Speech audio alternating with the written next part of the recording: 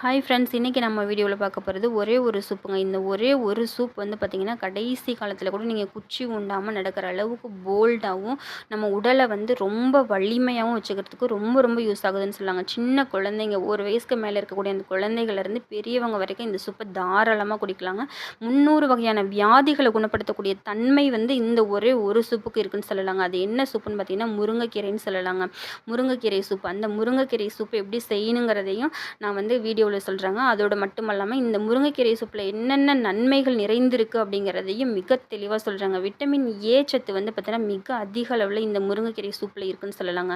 அதாவது கண் பார்வை நல்லா தெரியணும் அப்படின்னா கேரட் அதிகமாக சாப்பிடுங்க, விட்டமின் ஏ அதிகமாக இருக்குது அப்படின்னு நம்ம கேள்விப்பட்டிருப்போம். ஆனால் அந்த கேரட்டை விடவும் 3 to 4 மடங்கு வந்து பார்த்திங்கன்னா மிக அதிக அளவு ஆற்றல் கொண்டது எது அப்படின்னு சொல்லிட்டு வந்து பார்த்திங்கன்னா இந்த முருங்கைக்கீரைன்னு சொல்லலாங்க.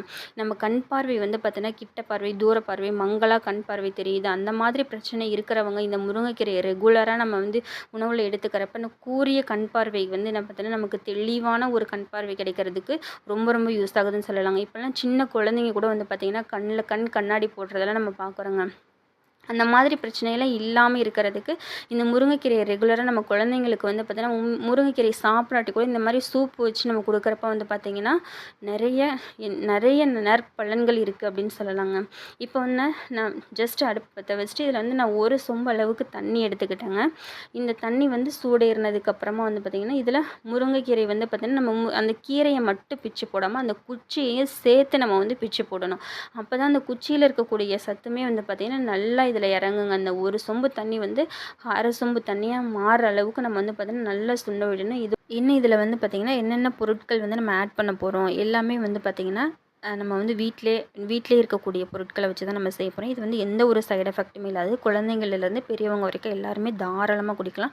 குழந்தைங்களுக்கு கொடுக்குறப்ப கொஞ்சம் வடிகட்டிட்டு நம்ம கொடுக்கறது நல்லதுன்னு சொல்லலாங்க. பெரியவங்க வந்து தாராளமாக அப்படியே நம்ம வடித்து குடிக்கலாம், ரொம்ப நல்லதுங்க. இதில் இருக்கக்கூடிய இன்னும் என்னென்ன சத்துக்கள் இருக்குதுன்னு பார்க்கலாங்க. இதில் இருக்கக்கூடிய விட்டமின் சிங்கிற சத்து வந்து பார்த்திங்கன்னா ரொம்ப ரொம்ப அதிகமாக இருக்குன்னு சொல்லலாங்க. விட்டமின் சி வந்து பார்த்திங்கன்னா ஆரஞ்சு பழத்தில் தான் அதிகமாக இருக்குன்னு நம்ம கேள்விப்பட்டிருப்போம். ஆனால் அந்த ஆரஞ்சை விடவும் 7 மடங்கு வந்து பார்த்திங்கன்னா இந்த முருங்கைக்கீரையில் வந்து விட்டமின் சி சத்து அதிக அளவில் இருக்குன்னு சொல்லலாங்க. விட்டமின் சி வந்து எதுக்காக யூஸ் ஆகுதுன்னு பார்த்திங்கன்னா நோய் எதிர்ப்பு சக்தியை வந்து அதிகரிக்கக்கூடிய ஆற்றல் வந்து இந்த விட்டமின் சிக்கு இருக்குது. இப்போ வந்து நிறைய பேருக்கு வைரஸ் தொற்று இருக்கும், பாக்டீரியா தொற்று, பூஞ்சை தொற்று, இந்த மாதிரி நிறைய தொற்று வியாதிகள் வர்றதை நம்ம கேள்விப்பட்டிருப்போம். இந்த மாதிரி தொற்று வியாதிகள் வர்றதை தடுக்கக்கூடிய ஆற்றல், அதாவது நோய் எதிர்ப்பு சக்தியை அதிகரிக்கக்கூடிய ஆற்றல் வந்து இந்த விட்டமின் சிக்கு இருக்குன்னு சொல்லலாம். இந்த விட்டமின் சி அதிகம் நிறைந்திருக்கக்கூடிய ஒரு பொருள் எதுனா முருங்கைக்கீரைன்னு சொல்லலாங்க. பெரியவங்க முருங்கைக்கீரையை சூப்பு மாதிரியும் எடுத்துக்கலாம், நம்ம ஏதோ ஒரு விதத்தில் பொரியல் மாதிரியும் செஞ்சு சாப்பிட்லாம், கூட்டு மாதிரியும் செஞ்சு சாப்பிட்லாம். சூப்பு மாதிரி தான் வச்சு குடிக்கணும்னு இல்லைங்க. நம்ம வந்து முருங்கைக்கீரை எந்த விதத்தில் வேணுமாலும் எடுத்துக்கலாம். ஆனால் இந்த சூப்பு வந்து நம்ம ரெகுலராக எடுத்துக்கிறது ரொம்பவுமே நல்லதுன்னு சொல்லலாங்க. இதில் வந்து நம்ம மிளகு இருக்குது இல்லைங்களா, பெப்பர் தூளும் வந்து பார்த்திங்கன்னா இடித்து நான் வந்து ஆட் பண்ணிக்கிட்டேன். அதே மாதிரி வந்து பார்த்திங்கன்னா ஜீரகமும் வந்து பார்த்திங்கன்னா இதோட நான் வந்து இடித்து கொஞ்சமாக ஆட் பண்ணிக்கிட்டேங்க. அதோடு மட்டும் இல்லாமல் நீரிழிவு சம்மந்தமான நோய் ஏற்படுறதையும் வந்து பார்த்திங்கன்னா தடுக்கக்கூடிய ஆற்றல் வந்து இந்த முருங்கைக்கீரைக்கு இருக்குதுன்னு சொல்லலாங்க. நிறைய பேருக்கு வந்து பார்த்திங்கன்னா உயர் ரத்த அழுத்தம் இருக்கும். அந்த மாதிரி உயர் ரத்த அழுத்தம் இல்லாமல் சீரான ரத்த ஓட்டத்தை வந்து பராமரிக்கிறதுக்கு இந்த முருங்கைக்கீரை வந்து ரொம்ப ரொம்ப யூஸ் ஆகுதுன்னு சொல்லலாம். எப்படின்னு பார்த்தோம்னா இந்த முருங்கைக்கீரையில் இருக்கக்கூடிய அந்த பொட்டாசியம் சத்து இருக்குது இல்லைங்களா, அந்த பொட்டாசியம் சத்து வந்து பார்த்திங்கன்னா சீரான ரத்த ஓட்டத்திற்கு வந்து ரொம்ப ரொம்ப ஹெல்ப் பண்ணுதுன்னு சொல்லலாங்க. இது கூடவே வந்து பார்த்திங்கன்னா நான் சின்ன வெங்காயமும் வந்து பார்த்திங்கன்னா இடித்து ஆட் பண்ணிக்கிட்டு நல்லா ஞாபகம் வச்சுங்க. சின்ன வெங்காயம் தான் நம்ம ஆட் பண்ணிக்கணும். நாட்டு பூண்டு வீட்டில் இருந்துச்சு, அந்த நாட்டு பூண்டையும் வந்து பார்த்திங்கன்னா நம்ம என்ன பூண்டு நம்ம வீட்டில் இருக்கோ அந்த பூண்டு பற்களையும் வந்து பார்த்திங்கன்னா இடித்து நம்ம வந்து இதோட ஆட் பண்ணிக்கிறோம். அப்புறமா ஒரு பிஞ்ச் அளவுக்கு வந்து பார்த்திங்கன்னா மஞ்சள் தூளும் உப்பு, கல்லுப்பு, அந்த சால்ட்டும் வந்து பார்த்திங்கன்னா நம்ம ஆட் பண்ணிக்கலாங்க. நல்லா சுண்டுற அளவுக்கு நம்ம வந்து கொதிக்க விட்டுக்கலாங்க. அதே போன்று மாரடைப்பு ஏற்படுவதை தடுக்கக்கூடிய ஆற்றல் வந்து இந்த முருங்கைக்கீரைக்கு இருக்குன்னு சொல்லலாங்க. இப்போ வந்து பார்த்திங்கன்னா நிறைய புற்றுநோயாளிகள் வந்து நம்ம கேள்விப்பட்டிருப்போம். இப்போ வந்து நம்ம ரெகுலராக இந்த முருங்கைக்கீரையை நம்ம சாப்பிட்டுட்டு வரப்போ என்ன ஆகும்னு பார்த்திங்கன்னா புற்றுநோயை உற்பத்தி பண்ணக்கூடிய அந்த செல்களோட வளர்ச்சியை வந்து தடுக்கக்கூடிய ஆற்றல் வந்து இந்த முருங்கைக்கீரைக்கு ரொம்ப ரொம்ப இருக்குன்னு சொல்லலாம். ஸோ புற்றுநோய் ஏற்படுவதை தடுக்கக்கூடிய ஆற்றல் வந்து இந்த முருங்கைக்கீரைக்கு ரொம்ப ரொம்ப இருக்குன்னு சொல்லலாங்க. அதே போன்று இந்த முருங்கைக்கீரையில் வந்து பார்த்தோம்னா இரும்புச்சத்து மிக அதிக அளவில் இருக்குன்னு சொல்லலாங்க. இரும்புச்சத்து மிக அதிக அளவில் இருக்குது அப்படின்றப்ப இரத்த சோகை நோய் ஏற்படுவதும் தடைபடுது அப்படின்னு சொல்லலாங்க. அதாவது இரத்த சோகை நோய் ஏற்படுவதை தடுக்கக்கூடிய ஆற்றல் வந்து இந்த முருங்கைக்கீரைக்கு இருக்குன்னு சொல்லலாங்க. அதே மாதிரி முருங்கைக்கீரையில் நார்ச்சத்து மிக அதிக அளவில் இருக்குன்னு சொல்லலாங்க. இந்த நார்ச்சத்து வந்து பார்த்திங்கன்னா மலச்சிக்கல் ஏற்படாமல் அந்த மலச்சிக்கல் ப்ராப்ளத்தை தடுத்து செரிமானம் வந்து சீராக நடைபெறதுக்கு ரொம்பவுமே ஹெல்ப் பண்ணுது அப்படின்னு சொல்லலாங்க. இந்த நார்ச்சத்து அதிக அளவில் இருக்கிறது இந்த முருங்கைக்கீரைன்னு சொல்லலாங்க. அதோடு மட்டும் இல்லாமல் இந்த முருங்கைக்கீரை வந்து பார்த்திங்கன்னா நம்மளோட எலும்புகளை வந்து பார்த்திங்கன்னா வலிமையாகவும் நரம்புகளை வந்து பார்த்திங்கன்னா சீராக செயல்படுறதுக்கும் ரொம்ப ரொம்ப யூஸ் ஆகுதுன்னு சொல்லலாம். அதாவது நீங்கள் வந்து ஒரு வயசான காலத்தில் கூட நீங்கள் குச்சி ஊன்ற அளவுக்கு வந்து உங்களுக்கு வந்து அந்த குச்சி ஊன்ற நிலைமை வராது அப்படின்னு சொல்லலாங்க. அந்த அளவுக்கு நம்மளோட போன்ஸை வந்து பார்த்திங்கன்னா நம்மளோட எலும்புகளையும் நரம்புகளையும் வந்து பார்த்திங்கன்னா மிகவும் வலிமையாக வச்சுக்கிறதுக்கு இந்த முருங்கைக்கீரை வந்து ரொம்ப ரொம்ப யூஸ் ஆகுதுன்னு சொல்லலாங்க.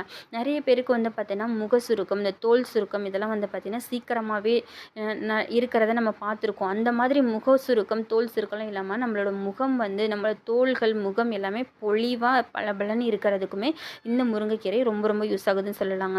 அதோடு மட்டும் இல்லாமல் தலைமுடி உதிர்வை வந்து தடைபட்டு தலைமுடி நல்லா அடர்த்தியாக வளர்கிறதுக்கும் நல்லா உறுதியான தலைமுடி வளர்கிறதுக்குமே வந்து பார்த்திங்கன்னா இந்த முருங்கைக்கீரை வந்து ரொம்ப ரொம்ப யூஸ் ஆகுதுன்னு சொல்லலாங்க. அதே போன்று இப்போலாம் நம்ம நிறைய பேர் கேள்விப்பட்டிருக்கோம். சிறுநீரக கற்கள் வந்து உருவாகுது. அதாவது சிறுநீர் கல்லடைப்பு இந்த மாதிரி பிரச்சனைகளை நம்ம கேள்விப்பட்டிருக்கோம் இல்லையா? அந்த மாதிரி சிறுநீரக கற்களை வந்து கரைத்து வெளியேற்றக்கூடிய தன்மையும் இந்த முருங்கைக்கீரைக்கு இருக்குது. அந்த சிறுநீரக கற்கள் ஏற்படுவதை தடுக்கக்கூடிய ஆற்றலுமே இந்த முருங்கைக்கீரைக்கு ரொம்பவுமே இருக்குன்னு சொல்லலாம். நிறைய பேர் இப்போ வந்து தலைவலி பிரச்சனையினால அவதிப்படுவாங்க. இந்த தலைவலி பிரச்சனையினால அவதிப்படுறவங்க இந்த முருங்கைக்கீரை சூப்பை வந்து ஒரு 2-3 நாளைக்கு ரெகுலராக நீங்கள் வச்சு குடிச்சு பாருங்கள். தலைவலி இருக்கிற இடமே தெரியாமல் பறந்து போயிடும். நீங்கள் கண்டிப்பாக இதை ட்ரை பண்ணி பாருங்கள். முருங்கைக்கீரை சூப்பு வந்து நம்ம தலைவலியை தடுக்கக்கூடிய ஆற்றல் வந்து ரொம்பவுமே இருக்குன்னு சொல்லலாங்க. நம்ம உடம்பில் இருக்கக்கூடிய அந்த கெட்ட கொழுப்புகளை கரைச்சி வெளியேற்றதற்குமே வந்து பார்த்திங்கன்னா இந்த முருங்கைக்கீரை வந்து ரொம்ப ரொம்ப யூஸ் ஆகுதுன்னு சொல்லலாம். வெயிட் லாஸ் பண்ணணும்னு நினைக்கிறவங்களுமே வந்து பார்த்திங்கன்னா இந்த முருங்கைக்கீரையை ரெகுலராக எடுத்துகிட்டு வரப்போ நம்ம உடல் எடையுமே வந்து பார்த்திங்கன்னா அதாவது கெட்ட கொழுப்புலாம் கரைஞ்சி வெளியில் போயிடுறப்ப நமக்கு உடல் எடை வந்து ஏறாது இல்லையா? ஸோ அதனால் உடல் எடை குறைக்கணும்னு நினைக்கிறவங்க, டயட் மெயின்டைன் பண்ணுறவங்க கூட இந்த முருங்கைக்கீரையை வந்து ரெகுலராக எடுத்துக்கலாம்னு சொல்லலாங்க. அதே மாதிரி வந்து பார்த்திங்கன்னா இப்போ குழந்தை பிறந்து தாய்மார்கள் நிறைய பேர் வந்து பார்த்திங்கன்னா தாய்ப்பால் இல்லாமல் இருக்கும். அந்த மாதிரி தாய்ப்பால் பத்தலைன்னு சொல்லுவாங்க. இந்த மாதிரி இருக்கிறப்ப இந்த தாய்ப்பால் உற்பத்தியை வந்து அதிகரிக்கக்கூடிய ஆற்றல் வந்து பார்த்திங்கன்னா இந்த முருங்கைக்கீரைக்கு இருக்குன்னு சொல்லலாம். முருங்கைக்கீரையை வந்து நம்ம அடிக்கடி உணவில் நம்ம சேர்த்துட்டு வரப்போ வந்து பார்த்திங்கன்னா தாய்ப்பால் உற்பத்தியுமே அதிகரிக்குது அப்படின்னு சொல்லலாங்க. இதே போன்று வந்து பார்த்திங்கன்னா நம்ம உடம்புல இருக்கக்கூடிய கழிவுகள்லாம் நம்ம கேள்விப்பட்டிருக்கோம். நிறைய பேர் கழிவுகள் அதாவது வெளியேறலை, வாழைப்பழம் சாப்பிடுவாங்க. இந்த மாதிரி மோஷனே வரமாட்டேங்குது நார்மலாக. இந்த மாதிரிலாம் நம்ம நிறைய கேள்விப்பட்டிருப்போம் இல்லையா? இதில் வந்து இந்த முருங்கைக்கீரையில் வந்து நிறைய ஃபைபர் கண்டென்ட் இருக்குது. அதாவது நார்ச்சத்து மிக அதிக அளவில் இருக்குது. இந்த ஃபைபர் கண்டென்ட் என்ன பண்ணுன்னா ஈஸியாக மோஷன் வந்து வெளியேறதுக்கு யூஸ் ஆகுதுன்னு சொல்லலாம். இந்த ஃபைபர் கண்டென்ட் அதிக அளவில் இருக்கிறது எது அப்படின்னு பார்த்திங்கன்னா இந்த முருங்கைக்கீரைன்னு சொல்லலாம். ஸோ இந்த முருங்கைக்கீரையை நம்ம அடிக்கடி சாப்பிட்டுட்டு வரப்போ மோஷன் ப்ராப்ளமும் வந்து பார்த்திங்கன்னா ஏற்படாதுன்னு சொல்லலாங்க.